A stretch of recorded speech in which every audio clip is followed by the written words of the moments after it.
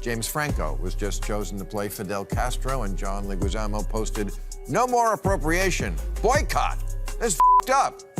I don't got a problem with Franco, but he ain't Latino." Okay, but John Leguizamo is Colombian American. He ain't a Venetian, but he played one. You're so wrong.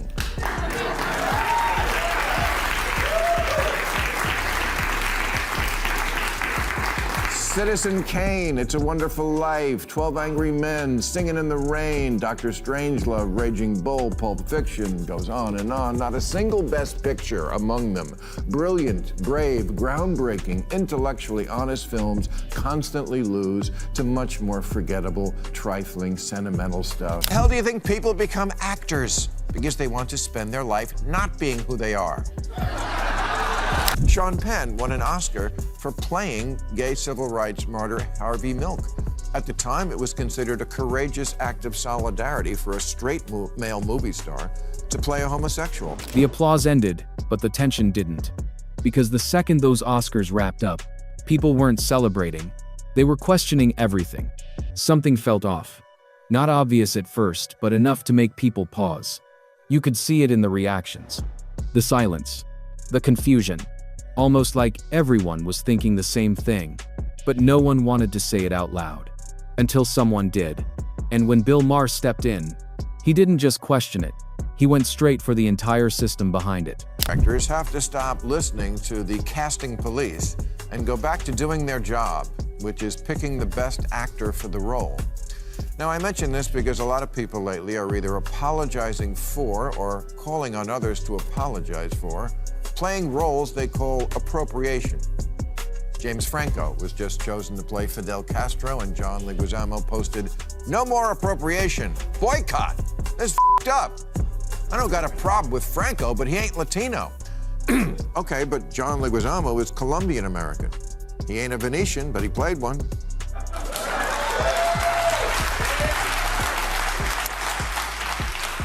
He ain't a French little person or an Italian plumber, but he played them too. Quick favor, if you're enjoying this breakdown, hit subscribe. We're pushing for our first 1,000 subscribers, and it really helps. And this is where it stops being normal criticism. Because Maher didn't treat this like a one-off mistake. He treated it like a pattern.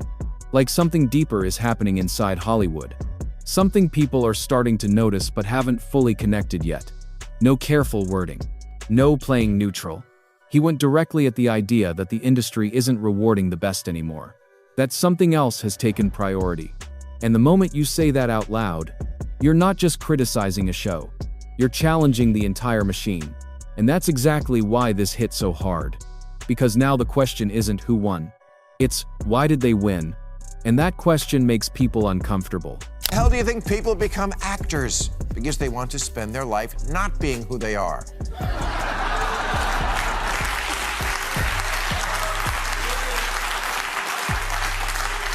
Appropriating sounds like an unforgivable sin until you remember that's what acting is. That's why acting jobs are called roles. Sean Penn won an Oscar for playing gay civil rights martyr Harvey Milk. At the time, it was considered a courageous act of solidarity for a straight male movie star to play a homosexual. Now it's the opposite. Eddie Redmayne played a transgender woman in The Danish Girl, but now calls that a mistake because many people don't have a chair at the table. Well, actually, in movies now they do. And what does it have to do with you playing trans? Does it then work the other way? Can trans act? Because once you start asking that, everything starts to unravel. Think about it. How many of those wins actually felt undeniable? How many made people go, yeah, that was the best performance? Now compare that to the hesitation, the second guessing, the debates that started immediately after. That's not normal. That's a signal. Because when an audience stops trusting the outcome, you don't just lose agreement. You lose credibility. And this is where it gets worse. Because people aren't just questioning one decision. They're questioning the standard itself.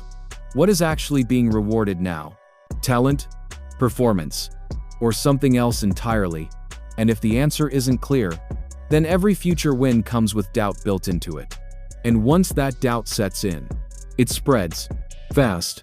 And that's exactly what Maher tapped into. Not just frustration, but a growing realization that something behind the scenes is no longer lining up with what people are seeing on screen. And that's where the real problem begins. The whole thing is so Hollywood, a room full of know-nothings who call themselves the Academy, making everyone tremble before their judgment, even though their judgment is often terrible and fails the test of time. Maybe the hashtag should be Oscar So Wrong.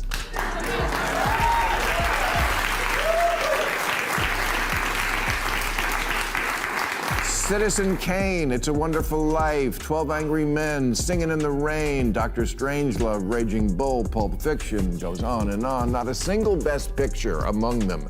Brilliant, brave, groundbreaking, intellectually honest films constantly lose to much more forgettable, trifling, sentimental stuff. Saving Private Ryan lost to Shakespeare in Love. Sunset Boulevard lost to All About Eve. Glory to Driving Miss... Now here's where things start getting awkward. Because the conversation suddenly shifts from awards to who gets to decide the rules. And that's when John Leguizamo enters the picture. Someone who's been very vocal about cultural appropriation, about who should and shouldn't play certain roles. Sounds reasonable on the surface, until you look at his own career. This is an actor who built his reputation on versatility, playing characters across different backgrounds, different identities, different worlds. And for years, that was celebrated. That was called range. That was called talent. But now, the same idea is being questioned. And this is where it starts to fall apart. Because the standard doesn't seem consistent anymore. When it works in someone's favor, it's praised. When it doesn't, it's suddenly a problem. So which one is it? Because you can't have both. And that's exactly the contradiction Maher is pointing at. Not quietly, but directly. And once you see that contradiction, you can't unsee it. The best acting always about making us feel our common humanity beyond separate identities? A black George Washington in Hamilton, of course. But Ryan Gosling as Frederick Douglass? Yes, that would be problematic.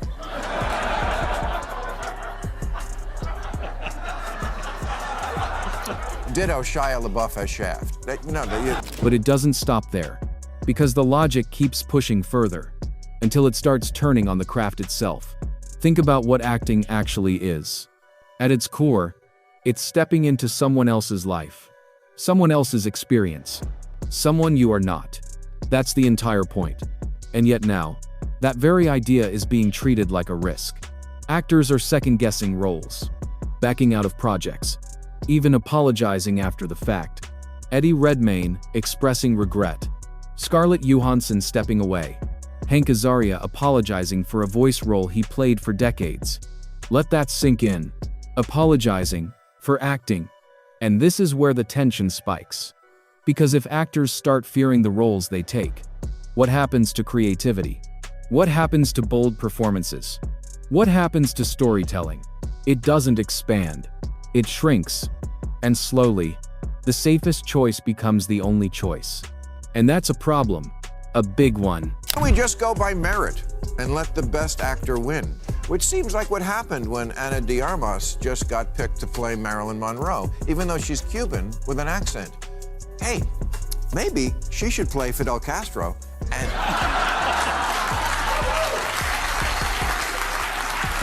and James Franco can play Marilyn Monroe, and then we can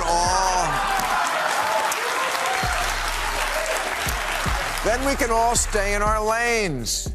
Is that what diversity and inclusion look like now? Everybody's staying in their lane? Lawrence of Arabia was gay. Peter O'Toole wasn't. I can live with that because he was so cool. And now you start seeing the consequences.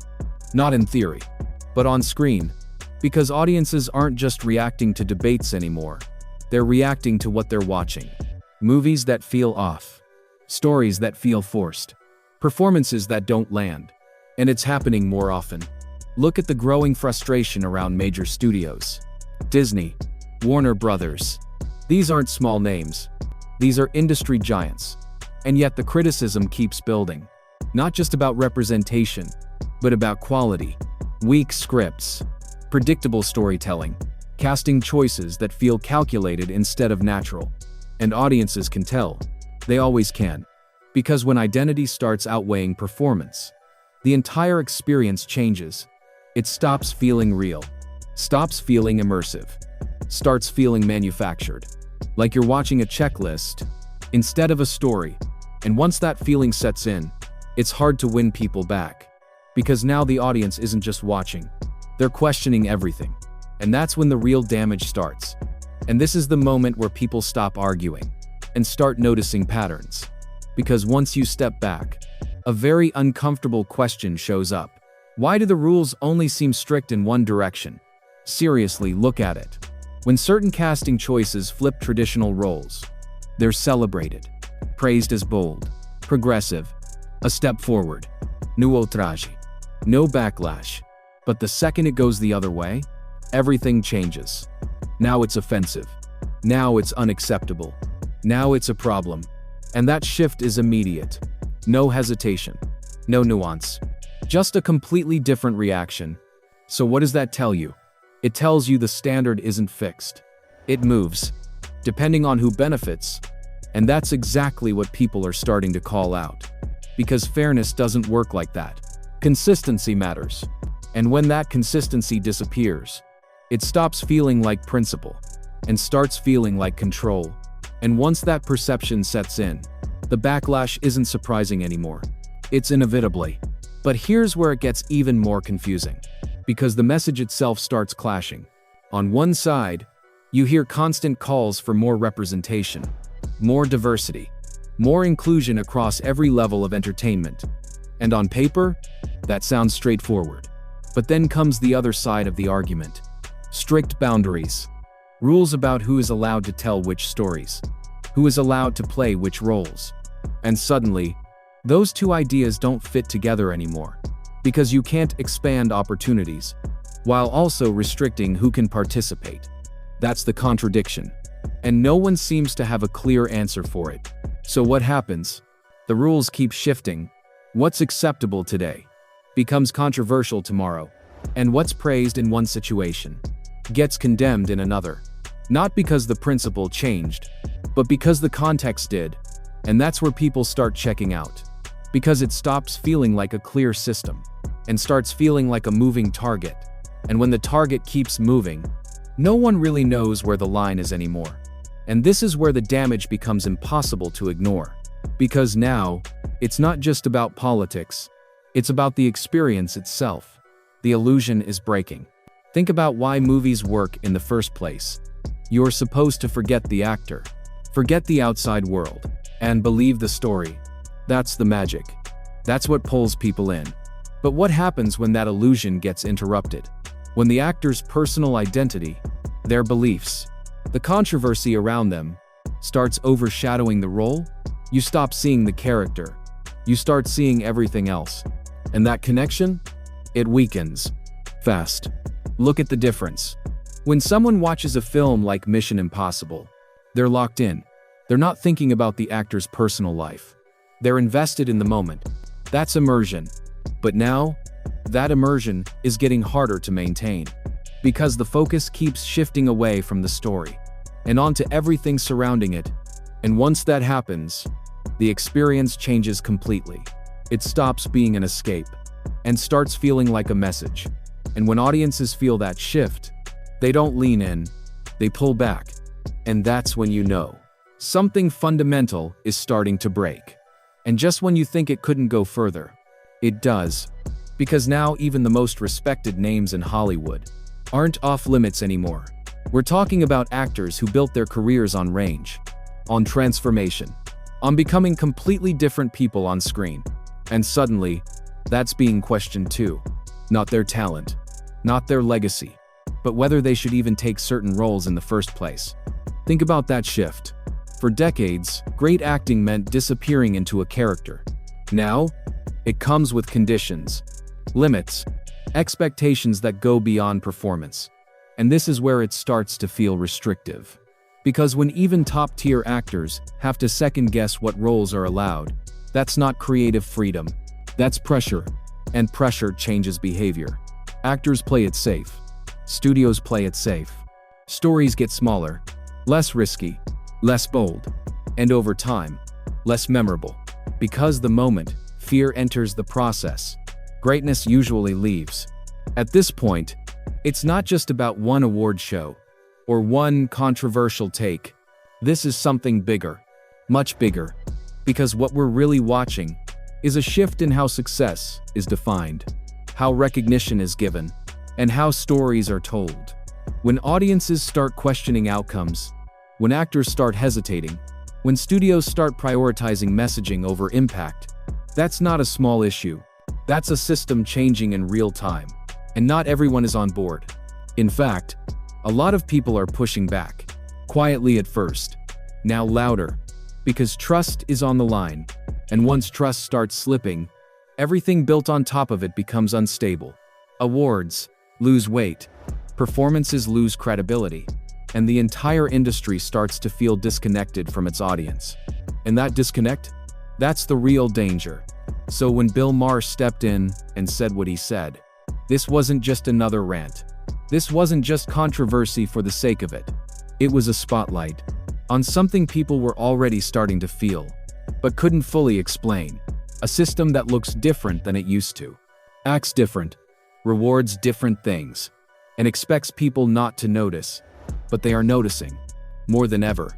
And that's why this moment matters. Because it's not just criticism anymore. It's a warning. If the industry keeps moving in this direction, it risks losing the very thing that made it powerful in the first place. And once that's gone, it's not easy to get back. So the real question is, does Hollywood course correct? Or does it double down? Because the audience is already deciding. And that decision might be the one that matters most. If you want more breakdowns like this, where we cut through the noise and show you what's really going on, hit subscribe. Because this story, it's far from over.